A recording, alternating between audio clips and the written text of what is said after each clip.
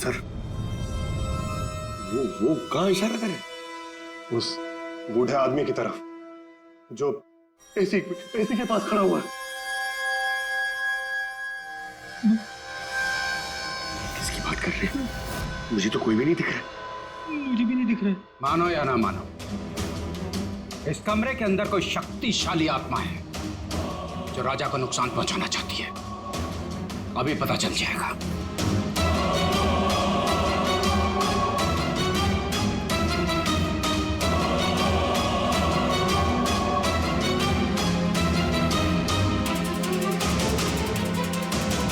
Metre से आत्मा देखेंगे?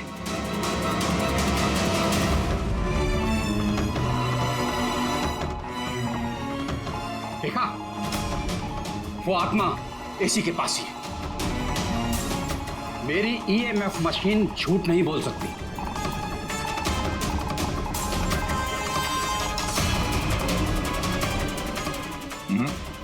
और हमारा भी ये मीटर गलत नहीं हो सकता, समझे? डैडी, लगता है राजा को कार्बन कंपाउंड का असर उसकी गाड़ी से ही हुआ है। एक काम करो, ये मीटर ले जाओ, उसकी कार चेक करो। डैडी। पंकज, बताओ महक, विनीत के फ्यूनरल पे क्या देखा तुम? मैंने किसी को नहीं देखा, कुछ भी नहीं देखा। झूठ मत बोलो। अगर कुछ नहीं देखा तो वहां से डर के भागे क्यों? मैं झूठ नहीं बोल रही हूँ, मैंने सच में किसी को नहीं देखा। अच्छा, अस्पताल में जो 12 मौतें हुई थी, क्या वो तुम्हारी लापरवाही की वजह से हुई थी? मेरी लापरवाही की वजह से? देखिए, मुझसे जो कुछ बन पड़ता है मैंने सब कुछ किया। मैंने डॉक्टर केदार से भी बात की, लेकिन उन्होंने कुछ एक्शन लिया ही नहीं, तो मैं और क्या करती। अच्छा, तो फिर इसमें डॉक्टर केदार की गलती है? उनसे भी ज्यादा गलती है उस राजा की। उसे चेक कर लेना चाहिए था कि वेंटिलेटर्स ठीक से काम कर रहे हैं या नहीं, उनके वक्त रहते सर्विसिंग हो रही है या नहीं। तो फिर राजा दोषी है? राजा और विनीत दोनों। विनीत को भी हमें वेंटिलेटर सप्लाई करने से पहले देख लेना चाहिए था कि वो कहीं खराब तो नहीं है। आखिर कितनी जानें टिकी थी उस वेंटिलेटर्स पे। लगता है राजा और विनीत के लिए तुम्हारे अंदर काफी कड़वाहट है। विनीत की मौत से तो बहुत खुश होगी तुम। ये कैसी बातें कर रही है आप? बिल्कुल भी नहीं। मैं एक डॉक्टर हूँ और मेरा काम पेशेंट्स की जान बचाना है। किसी की मौत से मैं कैसे खुश हो सकती हूँ?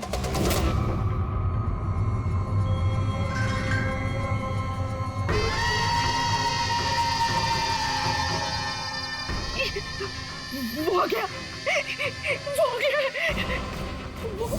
वो देखिए। लेकिन यहाँ तो कोई नहीं। पीछे है। यहाँ पर कोई नहीं है। देखो, तुम घबराओ मत, जब तक मैं हूं।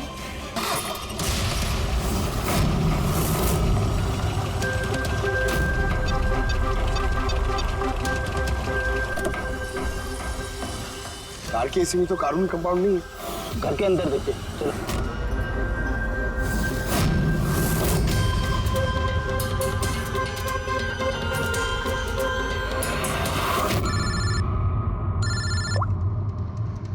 हाँ पूर्वी, महक के घर पे कोई केमिकल नहीं मिला? ठीक है, जब तक वो खूनी पकड़ा नहीं जाता तुम उसके साथ ही रहो, ठीक है? सर, हाँ, कार्बन कंपाउंड यहाँ पे भी नहीं है। कहीं कोई केमिकल नहीं मिलेगा। विज्ञान की दुनिया और केमिकल की दुनिया के अलावा भी कोई दूसरी दुनिया है। मानो या ना मानो। चुप, वो बंद।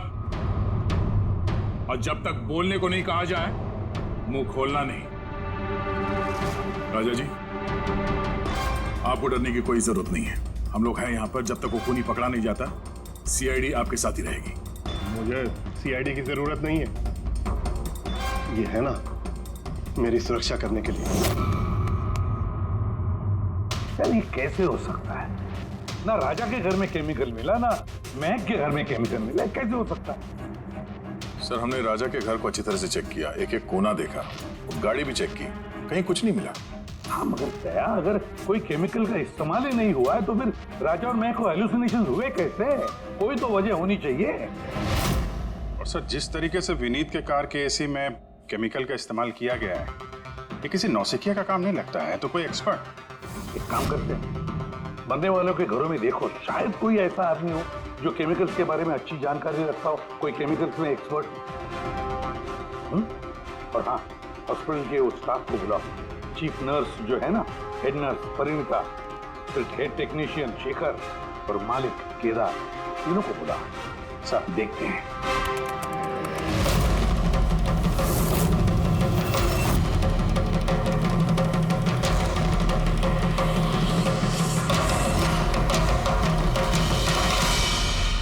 तुम्हारा नाम शेखर है? Yes sir. हॉस्पिटल के हेड मैकेनिक, मेन टेक्नीशियन, मतलब हॉस्पिटल में जब भी किसी मशीनरी में प्रॉब्लम्स आ जाते तो पहले तुम्हें पता चलता है। जी हाँ सर। तो हॉस्पिटल के वेंटिलेटर्स खराब हो गए थे, ये तुम्हें पता नहीं था? सर पहले से पता था। तो फिर किया कुछ नहीं क्यों? पता क्यों नहीं किसे? हाँ सर इसमें मेरी कोई गलती नहीं है। तो फिर किसकी गलती? सर मैंने महक को पहले से ही बता दिया था वेंटिलेटर्स के बारे में, कि वेंटिलेटर्स में प्रॉब्लम हो रही है और वो कभी भी खराब हो सकते हैं। तो ये वेंटिलेटर्स बंद होने से पहले तुमने बताया था? यस सर, 1 वीक पहले। मैम मैंने आपको एक नोटिस भेजा था, वार्ड टीम के वेंटिलेटर्स ठीक तरह से काम नहीं कर रहे हैं। ओह, मैंने वो तुम्हारा लेटर पढ़ लिया था शुभ। तुम टेंशन मत लेना, मैं कुछ करती हूँ। बट मैम मामला थोड़ा अर्जेंट है। हाँ हाँ मुझे पता है। डॉक्टर महक, यस मैम आपको अकाउंट्स डिपार्टमेंट में इमीडिएटली बुलाया है। हाँ ओके चलो। Okay ma'am. तुरंत परेशान करने कुछ ना कुछ करूँगी पक्का। बट सर उन्होंने मेरी बात को सीरियसली लिया ही नहीं। हाँ, महक ने वेंटिलेटर्स खराब होने पर पेशेंट्स को बहुत बचाने की कोशिश की, मगर राजा सर इतने घबरा गए कि कुछ कर ही नहीं पाए। शेखर जी, तुम कितना सच बोल रहे हो, कितना झूठ, ये तो हम पता लगा ही लेंगे। सर महक की कोई गलती नहीं है, उसने मुझे वेंटिलेटर्स खराब होने के बारे में पहले ही बता दिया था। लेकिन आपने क्या किया? सर मैंने हॉस्पिटल के एडमिन हेड को बता दिया था, राजा को, क्योंकि हॉस्पिटल के जितने भी ये मशीनरी है उनकी देखरेख की जिम्मेदारी एडमिन हेड की होती है सर। तो आपने एडमिनिस्ट्रेटिव हेड राजा को बता दिया और आपकी जिम्मेदारी खत्म हो गई। अब मालिक है ना इस हॉस्पिटल के, तो जिम्मेदारी खत्म कैसे होती है आपकी? सर मैंने अपनी जिम्मेदारी निभाई, तभी तो मैं खुद गया राजा के केबिन में। राजा। जी सर। ये सब क्या कर रहे हो? अरे ये सब जरूरी नहीं है, इतने सारे मरीजों की सांसें वेंटिलेटर के भरोसे चल रही हैं, तुम यहाँ बैठे हो, अरे कुछ करो ना। जी सर, मैं अभी सप्लायर से बात करके वेंटिलेटर बदलवा देता हूँ। प्लीज प्लीज जल्दी करो। जी सर मुझे समझ में नहीं आ रहा कि उन्होंने वेंटिलेटर्स बदलवाए क्यों नहीं। मैं हैरान हूँ सर, कोई भी केदार जी पे उंगली उठा नहीं रहा। हर कोई राजा, विनीत और महक के पीछे पड़ा हुआ है। वही तो, हॉस्पिटल के मालिक है ना केदार जी, तो पूरी की पूरी जिम्मेदारी भी केदार जी तुम्हारी है। इन सब अब मैं खुद जाके तो रिपेयर नहीं कर सकता ना वेंटिलेटर्स। सर मेरा काम है कि कंसर्न डिपार्टमेंट को इन्फॉर्म करना, और सर वो मैंने कर दिया, बल्कि मैंने विनीत से खुद बात करी। मैंने उससे कहा कि अगर ये रिपेयर हो सकते हैं तो रिपेयर करे, वरना इनको चेंज कर दे, और उसने कोई एक्शन ही नहीं लिया। उसने कोई एक्शन नहीं लिया, उसने कोई एक्शन नहीं लिया। आपने क्या एक्शन लिया? और नाम भी ले रहे हो तो विनीत का जो मर चुका है, या राजा का जो जवाब देने की हालत में नहीं।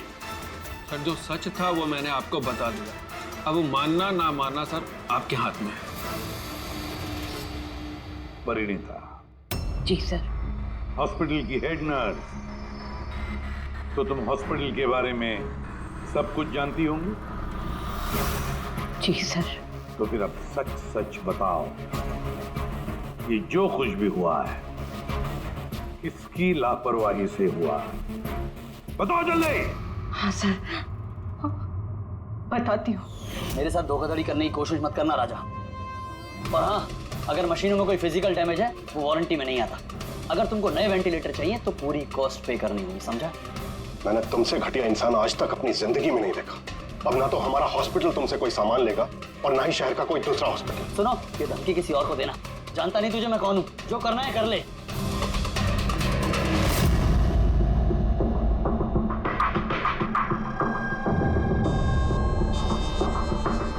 ये जो कुछ भी हुआ है इस राजा और विनीत के झगड़े की वजह से हुआ है।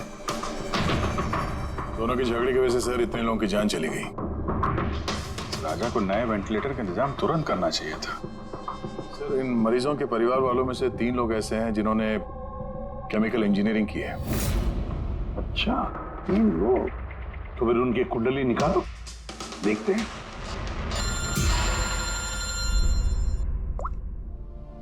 हेलो भाई से भी प्रद्युमन।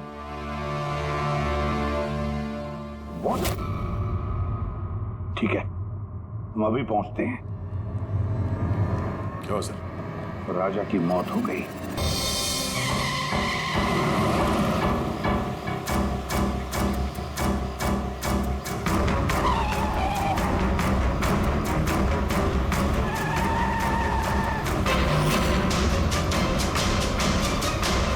चलती गाड़ी में सोना अच्छी बात नहीं है।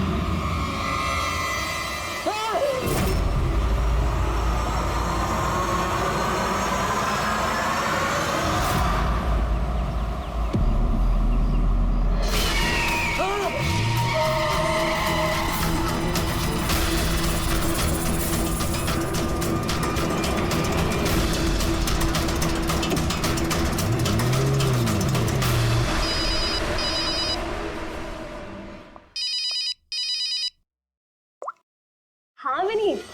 लीला help me, Leela please help me. Leela क्या हो गया विनीत, तुम इतनी टेंशन में क्यों लग रहे हो?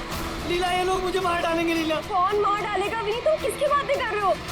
लीला आई थिंक मैं लाइफ में कभी तुमसे नहीं मिल पाऊंगा। लीला विनीत बकवास बंद करो। कहाँ पे हो तुम, मुझे अपनी एग्जैक्ट लोकेशन बताओ।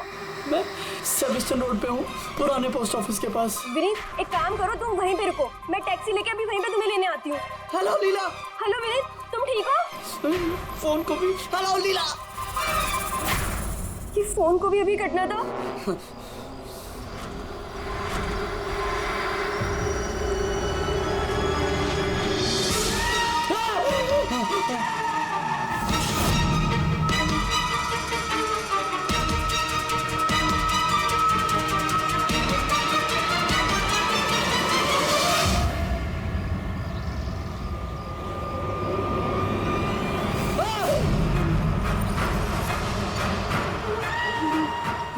भगवान प्लीज हेल्प मी, मुझे मेरे घर तक पहुंचा दो प्लीज।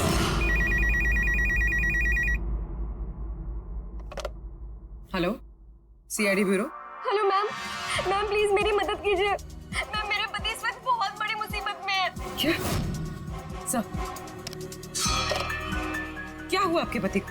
मैम उनकी जान खतरे में है, कोई उन्हें मारना चाहता है। मैम प्लीज उन्हें बचा लीजिए प्लीज। क्या वो इस वक्त आपके साथ है? नहीं मैम, मैम वो इस वक्त अपनी गाड़ी में है। वो सेबेस्टियन रोड के पास जो पुराना वाला पोस्ट ऑफिस है वहाँ पे। अच्छा सुनिए मैम, देखिए हमारे 2 ऑफिसर्स उसी एरिया में हैं। आप हमें आपकी गाड़ी का डिटेल दीजिए। वाइट बैक्स्टर है और गाड़ी का नंबर है 2536। मैम आप उन्हें बचा तो लेंगे ना? आप फिक्र मत कीजिए, आपके पति को कुछ नहीं होगा। ओके पूर्वी, अभिजीत को फोन करो, उसे गाड़ी की डिटेल्स दे दो और उससे बोलो कि अर्जेंट है।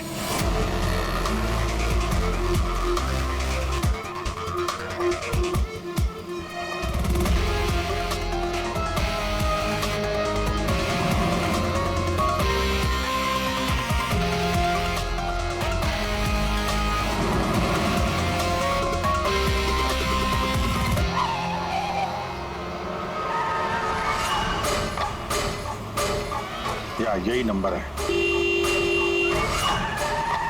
ये गाड़ी ऐसे क्यों चला रहा है? ये तो एक्सीडेंट कर देगा।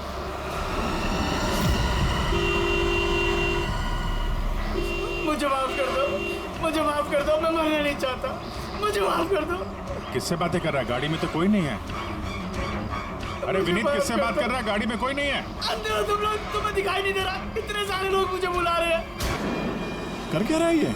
मुझे माफ कर दो, मैं मरना नहीं चाहता। पागल हो गया लगता है। विनीत, विनीत, विनीत, तुम्हारी जान को खतरा हो सकता है, रुक जाओ।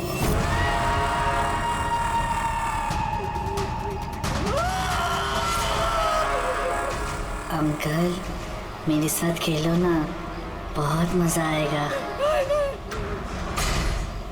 विनीत गाड़ी रोको, साइड में लगाओ।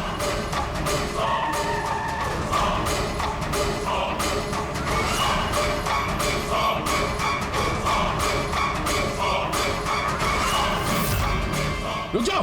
विनीत, विनीत।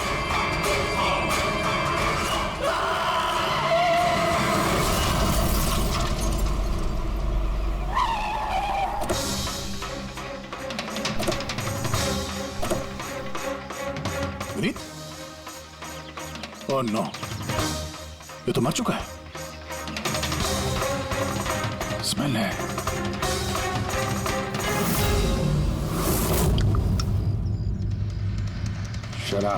शराब पी के गाड़ी चला रहा था, लेकिन ये गाड़ी में बात कैसे कर रहा था? शराब के नशे में बड़बड़ा रहा होगा। शराब पी के तो यही होता है, एक्सीडेंट। आपने तो मुझसे वादा किया था ना कि विनीत को कुछ नहीं होगा, तो फिर क्या हो गया? देखिए मैडम, अगर उनकी जान को किसी और से खतरा होता तो हम उन्हें जरूर बचा लेते, लेकिन वो तो खुद ही शराब पी के गाड़ी चला रहे थे। आप तो जानती हैं कितना खतरनाक है। नहीं, उनकी जान खुद उनकी वजह से नहीं गई है, बल्कि उन लोगों की वजह से गई है जो इतने दिनों से उन्हें परेशान कर रहे थे। कौन लोग? सुबह शाम सोते जागते हर वक्त वो उन्हें सताते रहते थे। वो इतना ज्यादा परेशान हो गए थे कि उन्होंने अपने बिजनेस पे भी पूरी तरह से ध्यान देना बंद कर दिया था। किन लोगों की बात कर रही हैं आप? जरा साफ साफ बताइए। मैम, विनीत की मौत हमारे सामने हुई थी और उस वक्त कार में उसके अलावा और कोई भी नहीं था, तो उसकी मौत का दोष आप किसी और को कैसे दे सकती हैं? क्योंकि उनका खून हुआ है। मर्डर है ये, मर्डर। मर्डर हुआ है? आप जानती है किसने किया ये? आत्माओं ने। भले ही आप लोगों ने वो आत्माएं नहीं देखी होगी, लेकिन विनीत उन्हें साफ साफ देख सकते थे। सीआईडी आत्माओं को नहीं मानती। आप भी मानते सर। अगर आपने वो 2 हफ्ते पहले वाला नजारा देखा होता। लीला उठो, उठो लीला, लीला उठो।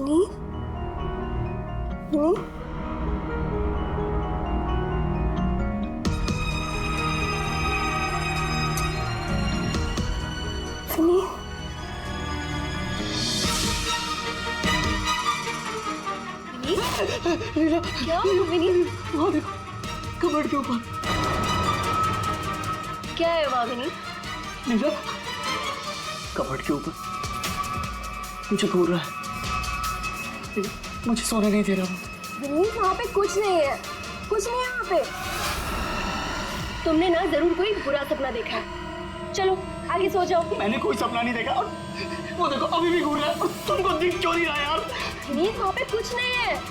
तबीयत ठीक नहीं है विनीत, तुम आगे सो जाओ। चलो। कुछ नहीं है विनीत, मैंने ना बुरा सपना देखा, इसलिए ये सब हो रहा है। सॉरी, मुझे माफ कर दो प्लीज। एक मिनट, ये विनीत किस चीज के लिए माफी मांग रहा था? ये तो मुझे भी नहीं पता सर। विनीत काम क्या करता था? सर, उनकी कंपनी हॉस्पिटल्स में मेडिकल इक्विपमेंट सप्लाई करती थी। आप श्योर हैं कि वो विनीत का खून आत्मा नहीं किया? सर, मुझे पहले तो नहीं लगता था, क्योंकि ना तो मैंने कभी कोई आत्मा देखी थी और नहीं कभी मैंने उनकी आवाज सुनी थी। लेकिन बाद में मुझे विनीत की बातों पे यकीन होने लगा कि वो सच कहता था।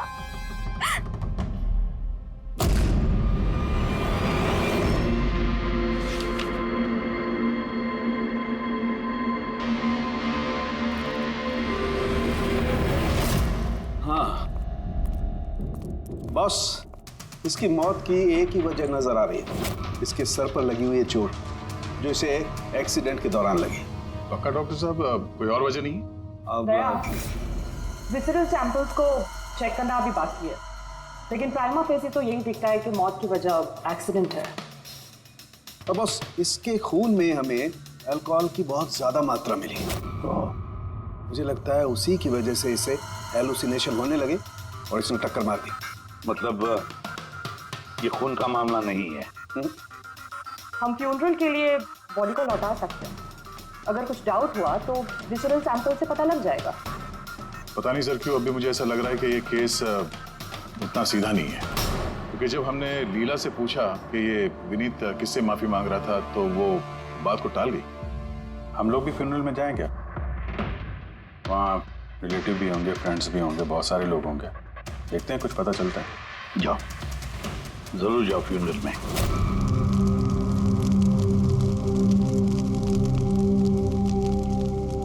अच्छा हुआ मर गया, ऐसे गलत लोगों के साथ ऐसा ही होना चाहिए। तुमने बिल्कुल ठीक कहा, इसकी मौत इससे बदतर होनी चाहिए थी। बस अब उस दिन का इंतजार है जब उन दोनों की भी चिता जलते हो देखूंगा। उस दिन तुम सबको बहुत बड़ी पार्टी दूंगा मैं। क्या प्रॉब्लम क्या तुम्हारी? हाँ, यहाँ पर एक आदमी की चिता जल रही है, शौक मनाने के बजाय जश्न मनाने की बात करो तुम लोग। क्यों ना मनाऊं जश्न? अरे असली जश्न तो उस दिन मनेगा जिस दिन ये दोनों भी अग्नि की भेंट चढ़ेंगे। वो दोनों अग्नि की भेंट चढ़े या ना चढ़े, तुम सीआईडी की हत्या जरूर चढ़ोगे। सर अगर आप लोग सीआईडी से हैं तो आपको मुजरिमों का साथ देने के बजाय हम लोगों को इंसाफ दिलाना चाहिए सर। एक मिनट, कहना क्या चाहते हो? पूरी बात बताओ। सर मेरा नाम रोहित है और मेरे पिताजी पर्पल हॉस्पिटल में एडमिट थे। डॉक्टर सर वो वेंटिलेटर पे। डॉक्टर, नर्स डॉक्टर का रिलैक्स। मेरे पिताजी मर रहे हैं वहाँ पे, प्लीज डॉक्टर को बुलाइए प्लीज। क्या हुआ? क्यों शोर मचा रहे हो? शोर न मचाऊं तो क्या करूं? मेरे पिताजी मर रहे हैं वहाँ पर और आपके साथ यहाँ बैठकर मक्खियाँ मार रहे हैं। आप शांत हो जाइए प्लीज, आप जाइए पेशेंट के पास, हम आते हैं। मैम प्लीज जल्दी कीजिए प्लीज। हाँ मैम गजब हो गया, सारे के सारे वेंटिलेटर्स एक एक करके बंद हो रहे हैं। यस मैम, हमारे 2 इंटर्न्स मैनुअली ऑक्सीजन दे रहे हैं कुछ पेशेंट्स को। मैम हर पेशेंट के साथ ऐसा नहीं हो सकता, अगर वेंटिलेटर्स ठीक नहीं हुए तो पेशेंट मर जाएंगे। धीरे बोलो। अरे ये हॉस्पिटल के रेपुटेशन का सवाल है, अगर मरीजों के घर वालों को पता चल गया है ना फिर बवाल हो जाएगा। आप प्लीज 2 मिनट का वक्त दीजिए, हम सोल्यूशन। मैम एक एक करके सारे वेंटिलेटर्स बंद हो रहे हैं। बाकी के वार्ड्स में चेक करो। Okay ma'am. अरे वो सप्लाई विनीत को फोन करो ना, वो ही अभी कुछ कर सकता है, बस टेंशन लेने की जरूरत। डॉक्टर महक हुआ क्या है ये सर? सर वेंटिलेटर बंद हो रहे हैं सारे। आप प्लीज शांत रहिए, मैं बात करती हूँ ना। सर एक एक करके सारे वेंटिलेटर्स बंद हो गए। क्या ऐसे कैसे हो सकता है? तो किसी हॉस्पिटल में फोन करो ना, वहां से मंगवाओ। अरे राजा फोन लगाओ और मैं एक काम करो, टेक्नीशियन जो यहाँ पर है उसको बुलाओ। राजा क्या हो गया तुम्हें सुनाई नहीं देता? सर क्या आप कह रहे हैं? आप लोग क्या डिस्कशन में टाइम वेस्ट कर रहे हैं? मेरे पिताजी मर जाएंगे वहाँ पर। प्लीज जल्दी आइए प्लीज। बस आते ही हैं please. Ma'am very bad news, 2 patients की जान चली गई है, 5 पेशेंट्स बहुत क्रिटिकल कंडीशन में हैं। सर अगर आज हम लोगों का परिवार हमारे साथ नहीं है तो उसके जिम्मेदार सिर्फ और सिर्फ ये 3 लोग हैं, विनीत, महक और राजा। ये विनीत तो इक्विपमेंट सप्लाई करता था ना? जी सर। और ये महक राजा? सर जिस दिन ये हादसा हुआ उस दिन महक डॉक्टर इंचार्ज थी और राजा हॉस्पिटल का एडमिन संभालता था। ये सिर्फ राजा और महक आए हॉस्पिटल से या और लोग भी आए वहाँ के? आए ना सर, वो हेड नर्स परिणीता, वो शेखर जो कि मेंटेनेंस में, और वो डॉक्टर केदार इस हॉस्पिटल के मालिक। ठीक है, अभी शांत हो जाओ। हम इस मामले के तह तक जाएंगे। अगर तुम्हारे पिताजी के साथ नाइंसाफी हुई है तो उन्हें इंसाफ जरूर मिलेगा।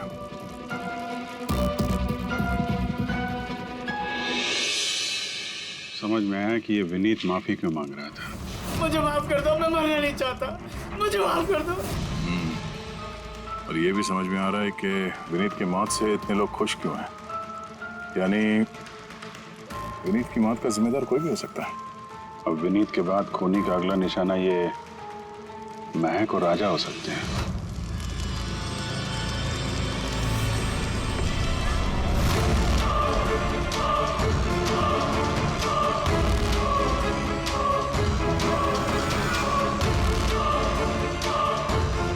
मुझे माफ कर दो। तुमने मुझे क्यों मरने दिया?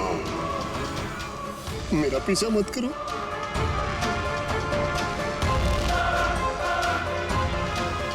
ये बात किससे कर रहा?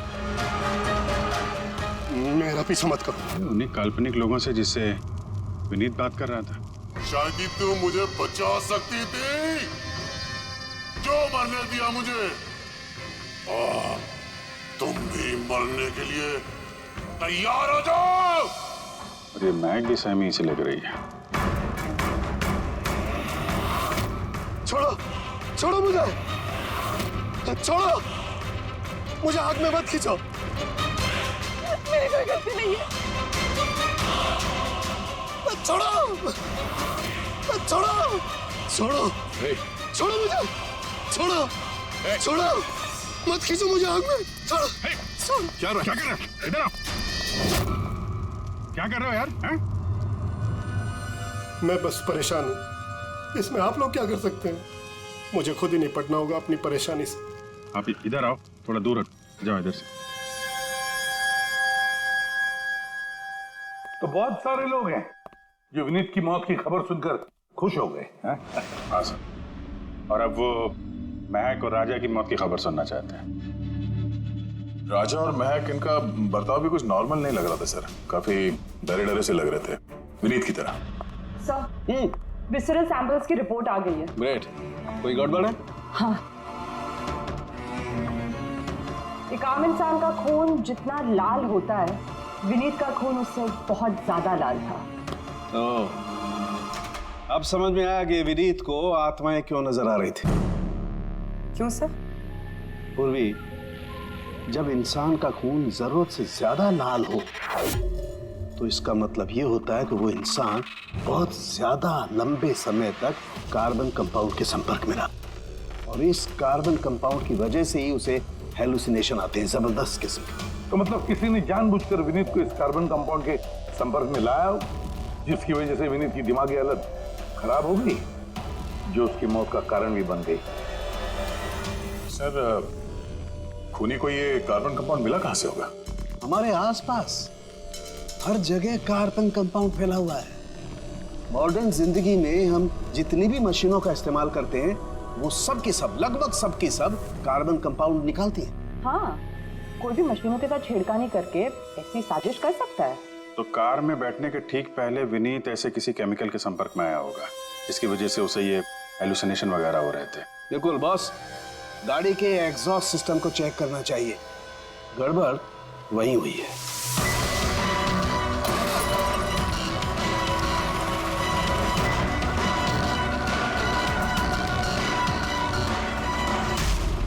सालों के सर तो सही बोले थे सर, इसमें से तो केमिकल भर के आ रहे।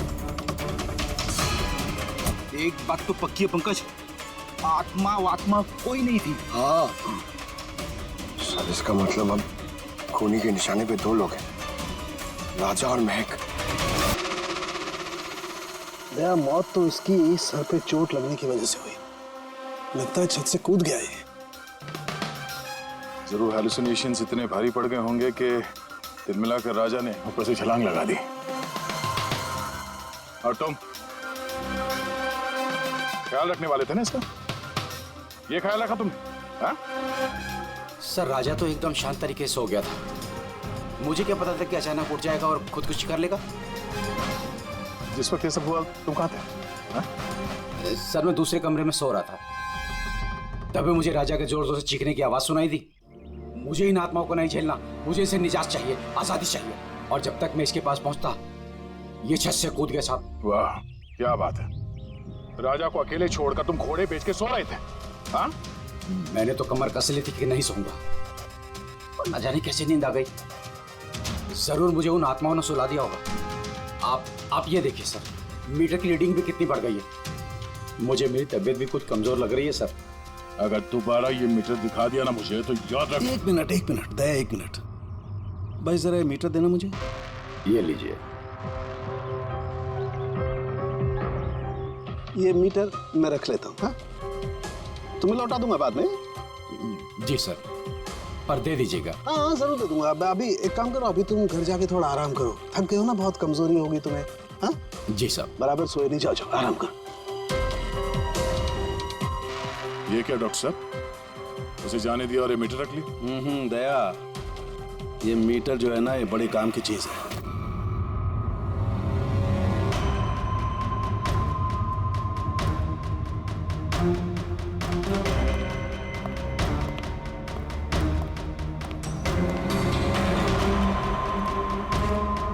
इस रूम में चेक करता हूँ।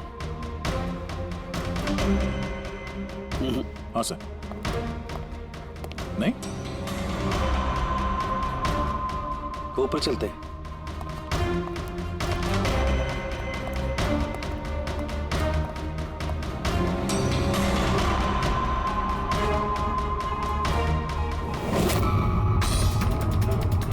ये सलून के सर आराम से, ये नीडल तो जंगली घोड़े की तरह भाग रहा है।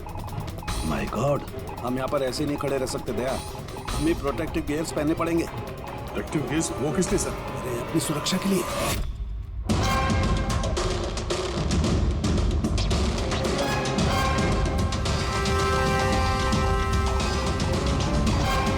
ये देखो, सबसे ज्यादा मीटर रीडिंग यहीं पर है, इस एसी के नीचे। मतलब सर वो वहाँ। पंकज खबरदार, खबरदार जो आत्मा का नाम भी लिया तो। सर ये मीटर किस तरह इशारा कर रहा है? बताता हूँ बाहर चलो, बाहर चलो।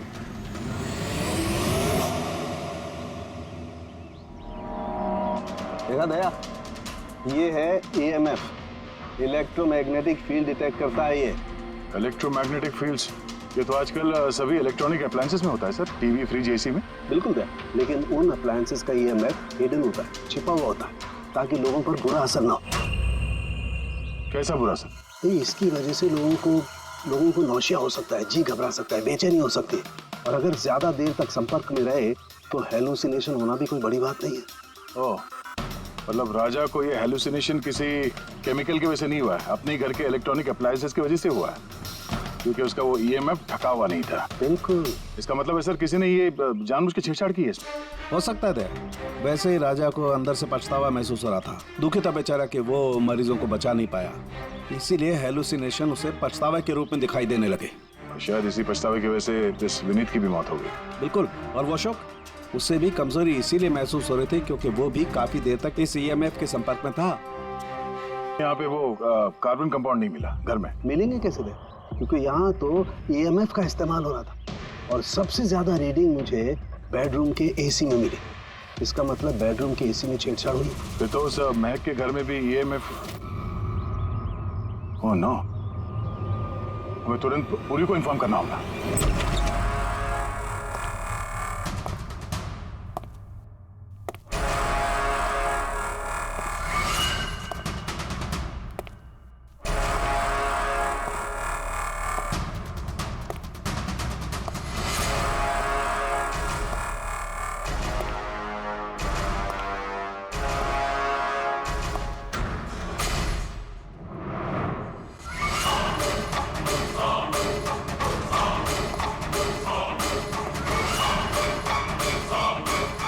जान लेकर चैन नहीं पड़ा तुम्हें,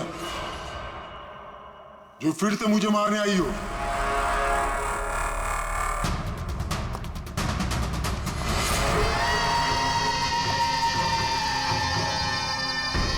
तुम? मैंने तुम्हें सेल्फ डिफेंस में मारा था, और वैसे भी तुम एक मुजरिम हो। क्या मुजरिम के घर परिवार नहीं होते? तुम्हारी वजह से मेरी बेटी अनाथ हो गई, और ये खून देख रही हो, सब तुम्हारी वजह से। आज मैं तुम्हें नहीं छोड़ूंगा। देखो मेरे पास मत आना, मैं मार दूंगा। आज मैं तुम्हें नहीं छोड़ूंगा। मेरे पास मत आना, मैं कहती हूँ मार दूंगी। मैं कहती हूँ मेरे पास मत आना, मार दूंगी। क्या कर रही हो तुम? छोड़ो से। सब आदमी क्या? सर यहाँ पे सर रोकिए इसे, ये मुझे मारना चाहती है। पहले यहाँ से बाहर निकली, जल्दी आउट ऑफ हियर प्लीज, जल्दी फास्ट। ये हैं वो तीन लोग जिनका संबंध केमिकल इंजीनियरिंग से है। सुहास, दीपक और किशोर। खूनी इनमें से कोई भी हो सकता है।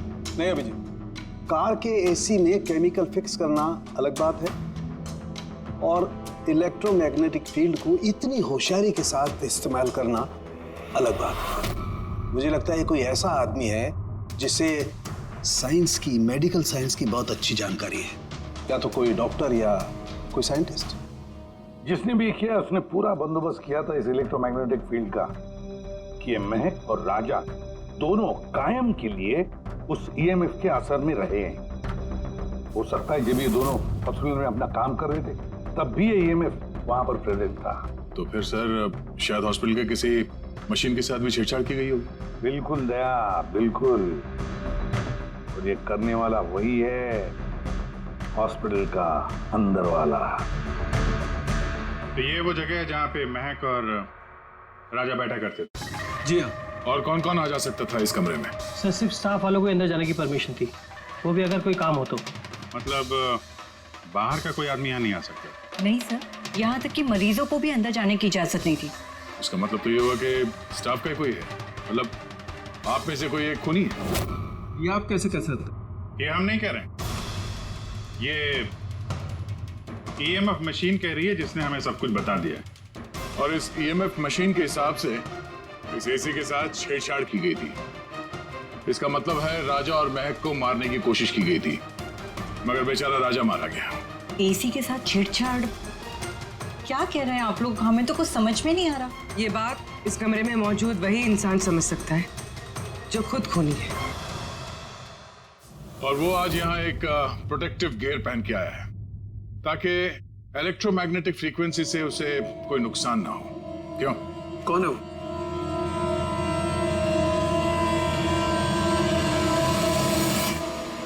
क्यों?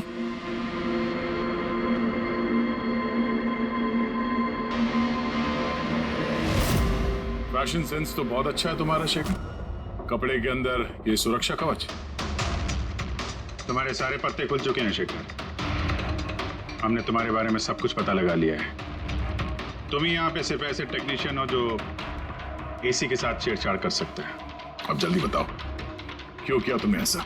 हाँ, मैंने किया ये सब। और क्या गलत किया अगर मैंने महक, विनीत और राजा पे इल्जाम लगाया तो? इन लोगों की वजह से 12 मरीजों की मौत हुई जो मुझसे देखा नहीं गया। और मैंने सोचा कि इन लोगों को भी वैसी ही मौत मिलनी चाहिए जैसे उन 12 मरीजों को मिली। इसलिए मैंने ईएमएफ और कार्बन कंपाउंड के जहर का इस्तेमाल किया ताकि इन लोगों को ऐसी मौत दे सकूं। मौत नहीं, एक भयानक मौत।